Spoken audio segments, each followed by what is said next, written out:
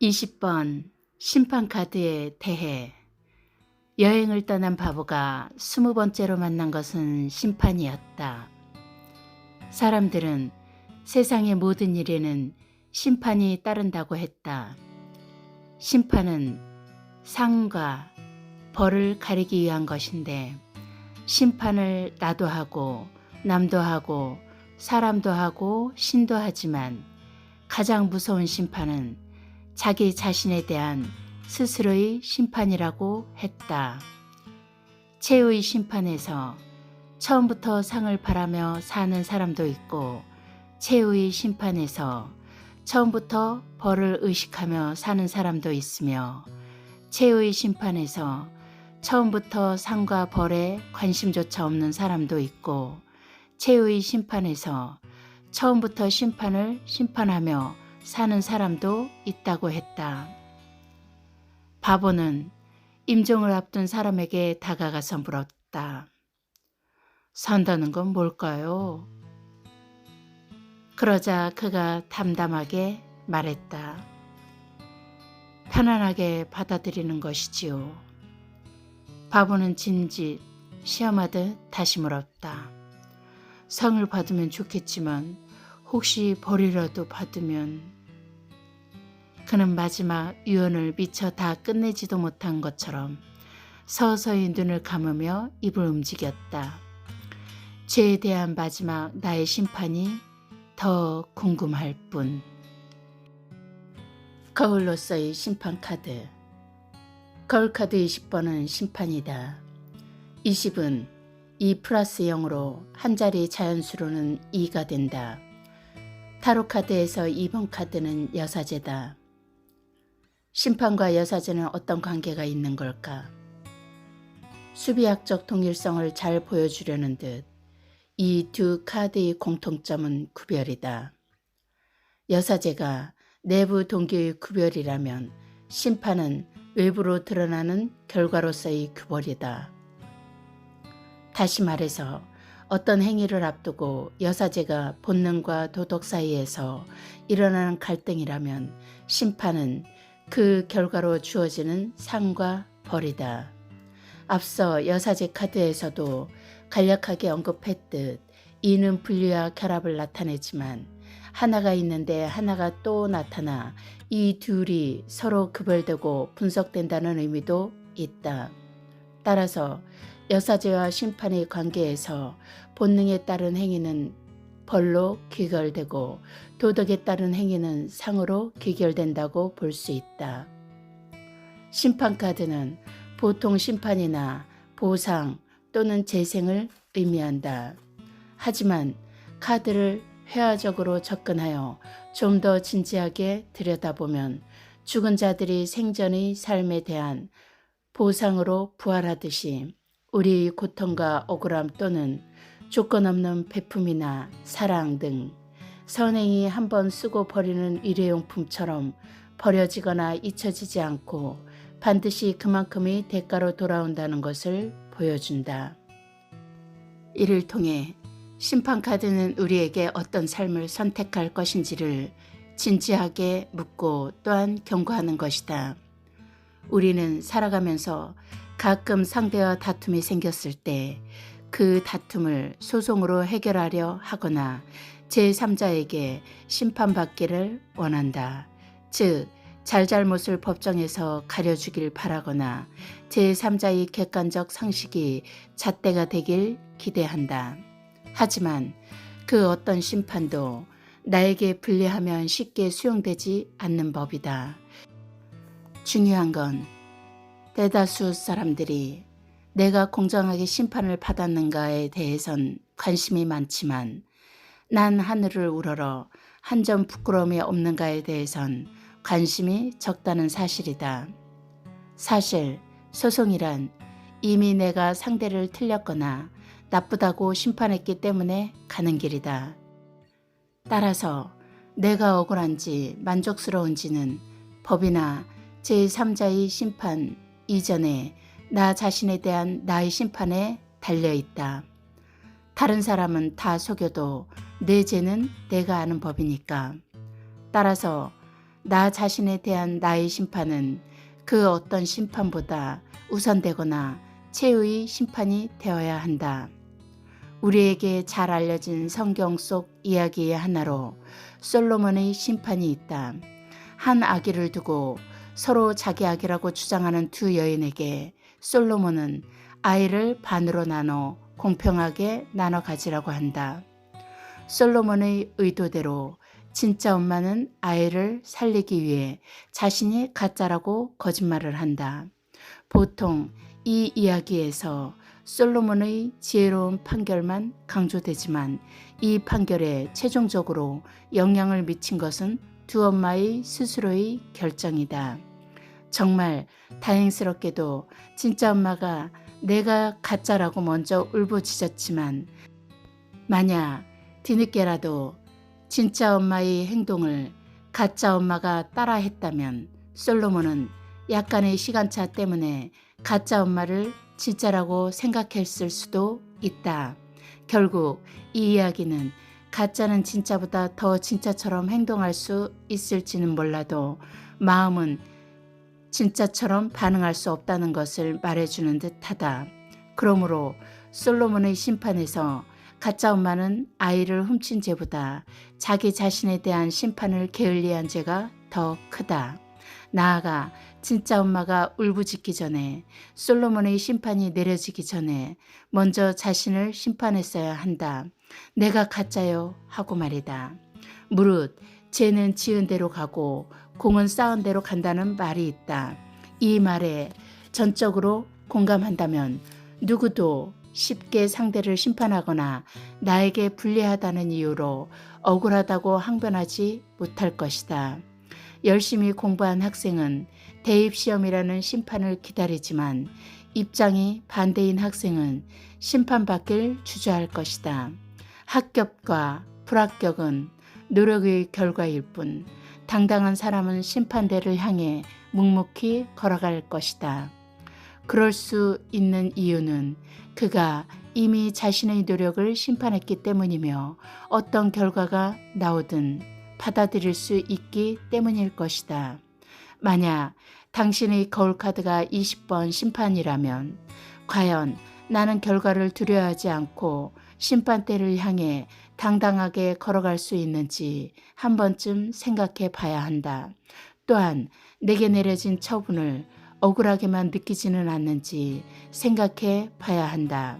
그리고 보상에 대한 달콤함보다 벌에 대한 두려움이 나를 지나치게 위축시키고 있지는 않은지도 한 번쯤 생각해 봐야 한다.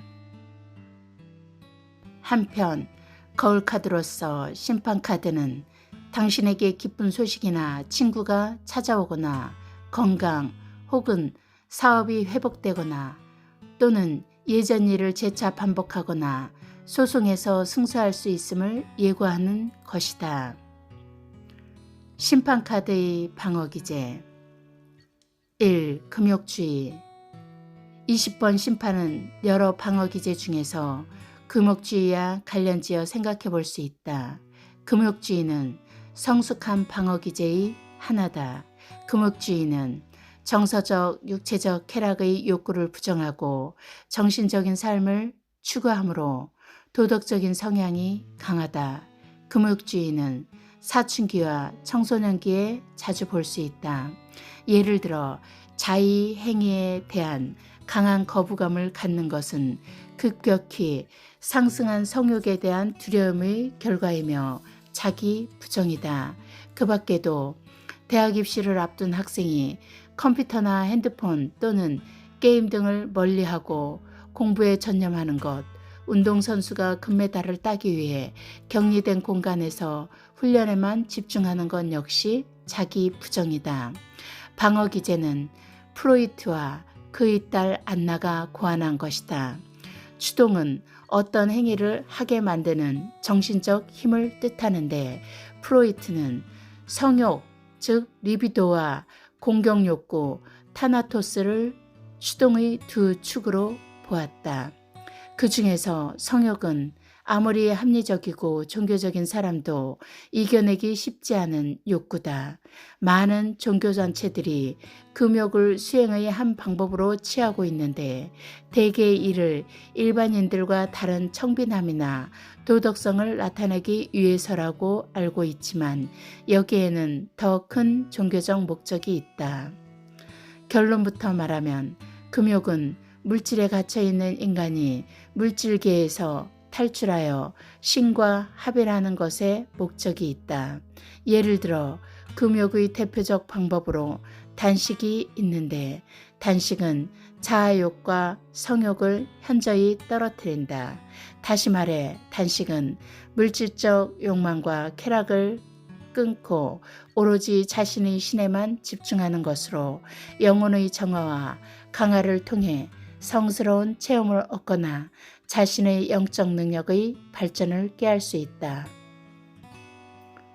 라이더 웨이트 덱의 심판 카드는 하나님의 전령인 대천사 가브리엘이 예수의 재림을 나팔소리로 알리고 있는 모습을 묘사하고 있다. 재림한 예수는 최후의 심판을 통해 상과 벌로 이 세상을 다스린다고 한다. 그 심판은 산자와 죽은 자 모두에게 해당되며 상을 받은 자는 모두 천국으로 가지만 벌을 받은 자는 지옥으로 간다고 한다. 여기서 한 가지 질문이 생긴다. 과연 상을 받는 자는 누구인가? 바로 예수를 믿고 성경의 계율을 성실히 따른 자라고 한다. 성경에는 금욕적인 생활에 대한 많은 구절들이 있는데 그 중에서도 부자가 천국 가기는 낙타가 바늘구멍 들어가는 것보다 어렵다는 말이 금욕주의를 정통으로 관통하고 있다. 역사적으로 기독교의 금욕주의 폐단은 여성들에게도 불리하게 작용했다. 남자를 유혹하여 악에 물들게 한다는 이유에서였다. 하지만 중세 말기 십자군 전쟁과 패스트로 인해 인구가 급격히 감소한 시기에는 오히려 결혼과 출산이 장려되기 때문에 이 시절의 금욕주의 역시 시대적인 요구와 배치되는 것이었다. 그렇다면 현대인들에게 금욕주의는 어떤 영향을 미칠까? 현대의 방어기제로서 금욕주의가 조장할 수 있는 폐해는 도덕적 각성이 너무 강하다는 데서 출발한다.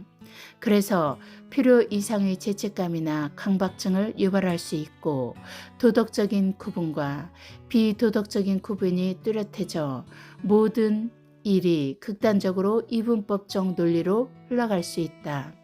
만약 심판이 거울카드로 나왔다면 나는 타인에게 지나치게 도덕성을 강조하진 않는지, 나는 지나친 도덕적 이분법을 갖고 있지는 않은지 한 번쯤 생각해 봐야 한다. 또한 나는 남을 속이면 그만이라는 생각으로 살고 있지는 않은지 생각해 봐야 한다. 그리고 세상 사람을 다 속여도 자신만은 속일 수 없다는 것을 진지하게 되새겨 봐야 한다. 2. 보상.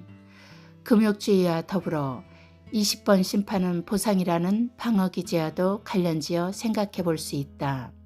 보상은 비교적 자존감이 높은 사람들의 성숙한 방어기제다. 스스로 받아들이기 힘든 자신의 단점이나 결함, 즉 외모, 성격, 지능, 장애, 학벌, 지위 등을 채우기 위해 무의식적으로 다른 어떤 것을 과다하게 발전시키는 노력이 바로 보상이다. 예를 들어 키가 작은 사람이 키가 큰 배우자를 원하는 것, 못생긴 사람이 잘생긴 사람을 배우자로 원하는 것, 외모가 볼품없는 사람이 엄청난 지식으로 자신을 돋보이게 하려는 것, 가난한 집에 태어나서 늘 궁핍하게 산 사람이 경제적으로 능력 있는 배우자를 만나고 싶어하는 것, 돈은 많지만 학벌이 너무 낮은 사람이 배우자에게 돈보다 학벌을 바라는 것, 또는 자기 자신은 최고 학벌을 갖추려고 노력하는 것 등이 전부 보상이다. 보상에 대한 속담도 있는데 작은 고추가 더 맵다라든가 작은 눈이 멀리 본다라는 말이 바로 그 예이다. 보상 심리에도 긍정적인 면이 있다. 처음에는 자신의 단점이나 결함을 덮기 위해 시작한 보상 행위가 자신의 또 다른 행위를 발전시키므로 당사자로서는 새로운 능력을 갖추게 되거나 원래 가지고 있던 능력을 한층 더 강화시켜 그 부분에서 경쟁력을 가지게 되기 때문이다. 반대로 보상의 부정적인 부분은 자신의 단점을 온전히 받아들이기보다 지나치게 가리려고 한다는 것이다. 그래서 그 가림막이 돈이 됐든 물질이 됐든 그것에 점점 더 집착하는 결과를 낳을 수 있다. 예를 들어 자신의 외모 콤플렉스를 덮기 위해 쇼핑에만 열을 올린다면 주위 사람들로부터 비난을 듣거나 낭비벽이 많은 사람이란 낙인이 찍힐 것이다. 20번 심판카드를 사람의 인생과 그에 대한 보상이란 측면에서 본다면 현생에서 가난한 사람은 그것에 대한 보상 심리로 예수 그리스도의 삶을 따른다 정도로 이해할 수 있기 때문에 심판카드는 자연스럽게 보상이란 방어기제와 관련된다. 만약 심판이 거울카드로 나왔다면 나는 현실적 고통을 너무 안이하게 생각하진 않는지 한 번쯤 생각해 봐야 한다. 또한 나는 내 책임과 의무를 망각한 채 순교자처럼 행동하진 않는지도 생각해 봐야 한다. 심판카드의 점성학 명왕성. 점성학적 관점에서 심판카드는 명왕성에 대응된다. 명왕성은 얼음으로 이루어진 행성으로 1930년 2월 18일 미국 애리조나주 로웰 천문대에서 클라이드 톰보에 의해 최초 발견되었다. 참고로 플루토늄이란 원소는 명왕성의 이름인 플루토에서 유래하였다. 이것은 새롭게 발견된 행성의 이름을 원소의 이름으로 사용하는 관습을 따른 것이다. 고전 점성학에서 명왕성의 천문 기호는 해왕성의 천문 기호를 변형시킨 것이다. 신령에 다다르기 위해 물질, 즉 십자를 초월하는 마음, 초승달을 상징한다. 하지만 현대 점성학에서는 플루토의 이니셜인 피에를 상징하는 지금의 천문 기호를 사용하는 것이다. 참고로 2006년까지 행성으로 인정받던 명왕성은 태양계에서 벗어나 너무 멀리 있다고 하여서 퇴출되고 말았다. 명왕성은 태양계에서 가장 멀어서 저승의 신 혹은 지하의 신 하데스로 불리며 지하의 속성에서 비롯된 씨앗 즉 종자 혹은 원석 속의 금과 은, 지하세계, 자살 등의 상징성을 띠기도 한다. 또한 행성에서 퇴출되기 전의 태양계의 마지막 행성이며 은하계를 향한 시작으로 끝과 또 다른 시작으로 재생 혹은 해탈의 의미를 지니기도 했었다. 참고로 하데스는 대지의 여신 데메테르의 딸 페르세포나를 납치하여 자신의 아내로 만들었기 때문에 추행, 섹스, 강간, 성폭행, 당근과도 관련된다. 명왕성은 정갈자를 지배하는 행성이다. 정갈자리는 정갈의 치명적인 독이 상징하듯 파괴, 살해, 잔혹, 냉혹 등과 같은 기질이 있어서 심판카드가 의미하는 심판이나 벌과 잘 어울린다. 심판카드는 보통 보상의 의미로 많이 쓰이는데 이는 카드 그림처럼 죽은 자들이 환영하듯 두 손을 들고 칸에서 일어서기 때문이다.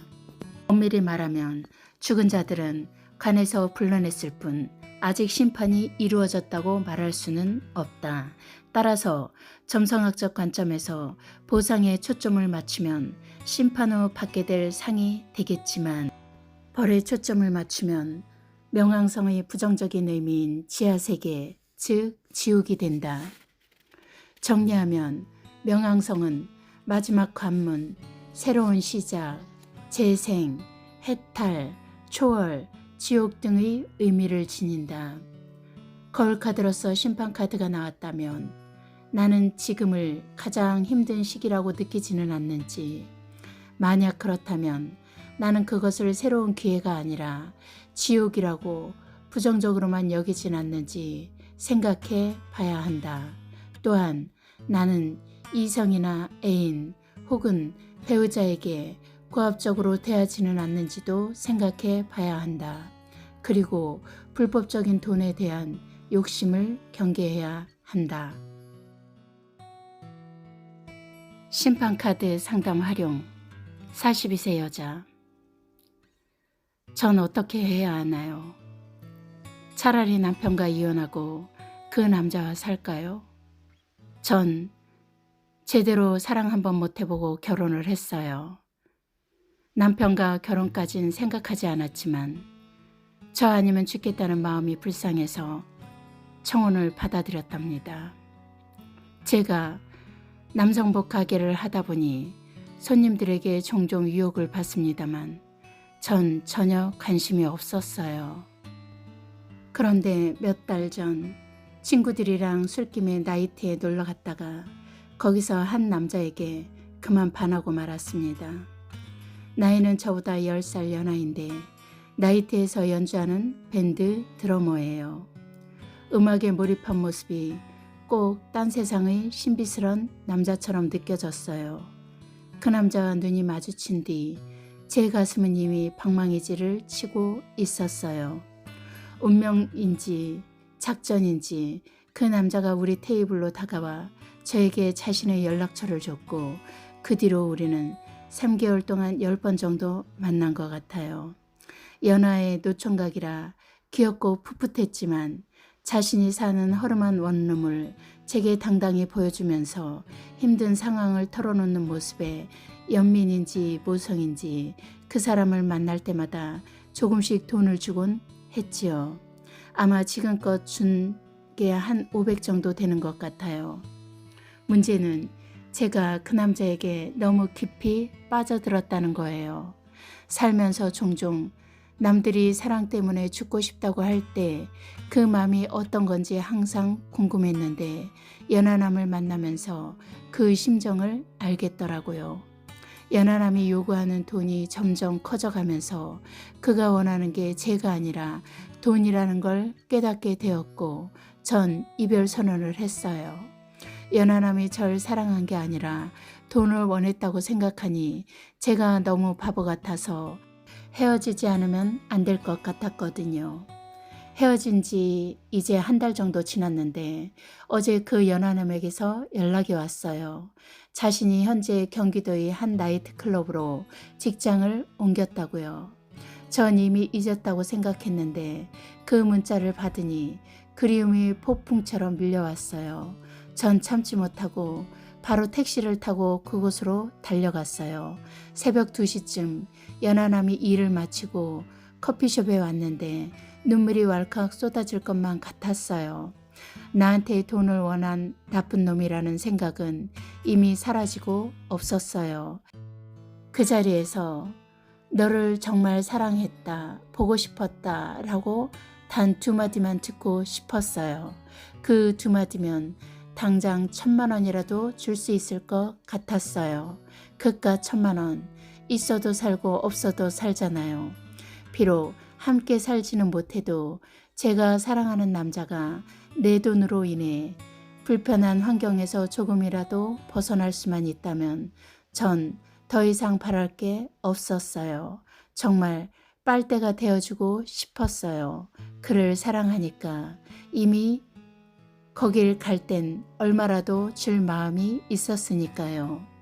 그런데 연하남이 이런저런 이야기를 잔뜩 늘어놓더니 자기 친구가 16살 차이가 나는 여자와 잘 살고 있다는 거예요. 그러면서 잠시 뜸을 들이더니 자신이 경제적으로 너무 힘들다고 말하는 거 있죠. 그게 연기하는 것처럼 느껴져서 갑자기 기분이 팍 상해버렸어요. 뭐 그러니까 너도 나랑 살 수 있다는 거야 뭐야? 네가 날 배려한다는 거야? 그 이야기가 여기서 왜 나와? 연하남이 잔머리 굴리면서 저를 가지고 노는 것 같아 너무 화가 나서 바로 자리를 박차고 일어나서 택시를 탔어요. 미친놈. 내가 아무리 나쁜 놈이라도 좋아. 내게만 진실해 달라고. 집으로 오면서 마음속으로 계속 이렇게 외쳤던 것 같아요. 전화번호랑 카톡도 다 지워버렸어요. 그리고 밤새 울다 잠이 들었는데 꿈을 꿨어요. 남편과 연하남 둘 중 하나를 선택해야만 하는 어려운 상황에서 전 죄책감이 들어 남편을 선택했어요. 잠을 깬 뒤 이런 생각이 드는 거예요. 내가 가정을 깨고 너를 만나면 난 너의 불안정한 삶 때문에 나도 박살이 난다. 난 너에게 도움을 주기 위해서라도 현재의 가정을 유지해야 해. 그래야 한 푼이라도 더 벌고 아껴서 널 조금이라도 도와줄 거 아니야. 이 바보 맹취야. 연하남이 제게 돈을 원하는 걸 알면서도 왜 그에게 자꾸 빠지는 걸까요? 그 사람은 저보다 돈을 많이 버는 것 같았는데 자기 관리가 안 되어서 빚을 아주 많이 진 걸로 보였어요. 그런 사람을 왜 저는 못 도와줘 안달인 거죠? 전 어떻게 살아야 하나요? 차라리 남편과 이혼하고 그 남자와 살까요? 그 사람에게 제가 정말 필요하지 않을까요? 타로 리더의 답변. 도덕적인 선택의 결과로 당신에게 그만큼 보상이 돌아온다는 것을 믿어도 좋아요. 이번 질문은 20번 심판카드의 키워드와 전혀 관련이 없다고 느껴질지도 모르지만 필자는 심판카드와 거울카드로 나온 만큼 심판이라는 잣대로 이 문제를 진지하게 바라보려고 했다. 이혼하고 가난한 그 남자와 사는 게 어렵겠습니까? 평강공주도 바보 온달과 살았잖아요. 하지만 가만히 생각해 봅시다. 당신이 이혼을 해서라도 그 연하남과 살고 싶은 이유를요. 당신 말처럼 연하남은 신비롭고 가슴 뛰는 사람이며 여지껏 몰랐던 사랑의 의미를 가르쳐준 사람이기 때문입니까? 아니면 자기 관리 못하는 그 사람에 대한 연민이나 모성 때문입니까? 아마 후자는 전자가 원인이라고 판단됩니다. 그러고 보면 당신은 그 사람이 이성적 매력에 빠진 것이네요. 너를 정말 사랑했다, 보고 싶었다 라는 단 두 마디가 듣고 싶었다는 것과 미친놈, 내가 아무리 나쁜 놈이라도 좋아, 내게만 진실해 달라고 라고 한 말을 미루어 판단해 보면요. 그런데 그 사람은 당신을 여자로 보기보다 돈으로 본다는 사실도 당신은 현명하게 잘 알고 있다는 거죠. 이런 상황에서 남편과 이혼하고 그 사람과 살까요? 라고 물으면 어느 누가 그러세요 라고 말해줄 수 있을까요? 당신은 나 아니면 죽겠다는 마음이 불쌍해서 남편의 청혼을 받아들였다고 했지요. 결국 사랑이 없다는 이유로 지금 남편과 이혼을 생각하듯 그 사람 역시 당신과 살면 당연히 당신처럼 이혼을 생각하겠죠. 그렇지 않나요? 물론 당신은 당장 이혼하고 연하남과 살겠다는 게 아니라 그만큼 좋아한다는 뜻이겠죠. 돈을 준 것도 절절한 사랑의 표현일 수도 있고요. 전적으로 이해가 가고 공감합니다. 운명처럼 찾아온 사랑 앞에 정신 차리세요 라는 말이 무슨 소용이 있겠습니까? 거울카드로서 심판카드는 당신에게 결과를 두려워하지 말고 심판대를 향해 당당하게 걸어갈 수 있는지를 묻습니다. 두려움이 없다는 말은 확신이 있다는 말과 다르지 않겠죠. 물론 사랑에 눈이 멀었을 땐 지옥불이라도 두렵겠습니까마는 그 확신의 근거가 사실이 아니라 하루에도 12번도 더 바뀌는 감정이라면 그 감정은 충분히 의심하고 또 의심해야 할 것입니다. 이혼해서 그 연하남과 살거나 연하남에 대한 불타는 사랑을 본인의 의지로 무시하고 지나칠 수도 있습니다. 하지만 분명한 건 그 대가는 분명 치를 것이라는 것입니다. 또한 심판카드는 당신에게 지나친 도덕적 각성을 주의하라고 말합니다.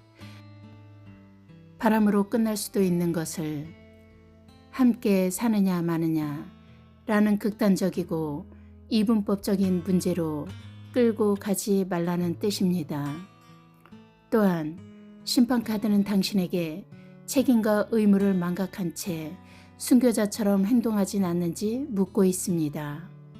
정작 당신은 아내로서의 책임은 소홀히 하고 연하남에 대한 맹목적인 연민이나 모성애를 분출하고 있지는 않냐고 묻고 있는 것입니다. 또한 심판카드는 당신에게 초월인 극복의 힘이 있다는 것을 말하고 있습니다. 그래도 남편과 함께 살아야 한다는 진지한 현실적인 인식은 당신에게 건강한 내적 힘이 존재한다는 것을 의미합니다. 개인적으로 가정을 지키세요 라는 말은 하고 싶지 않습니다. 하지만 심판카드는 너무 도덕적인 강박관념을 가져서도 너무 비도덕적이어서도 안 된다고 충고하고 있습니다. 다만 도덕적인 선택의 결과는 당신에게 그만큼의 보상으로 돌아온다는 것을 믿어도 좋다는 것을 말하고 있습니다. 상담에 적용한 심판카드의 조언. 거울로서의 심판카드. 나는 결과를 두려워하지 않고 심판대를 향해 당당하게 걸어갈 수 있는지 한 번쯤 생각해 봐야 한다. 심판카드의 방어기제 금옥주의. 보상에 관해서 나는 지나칠 정도로 도덕적인 이분법을 갖고 살지는 않는지, 내 책임과 의무를 망각한 채 순교자처럼 행동하진 않는지 생각해 봐야 한다. 심판카드의 점성학, 명왕성. 나는 내 욕망만 채우기 위해 가족이나 주위 사람들을 힘들게 하거나 억압하진 않는지 생각해 봐야 한다.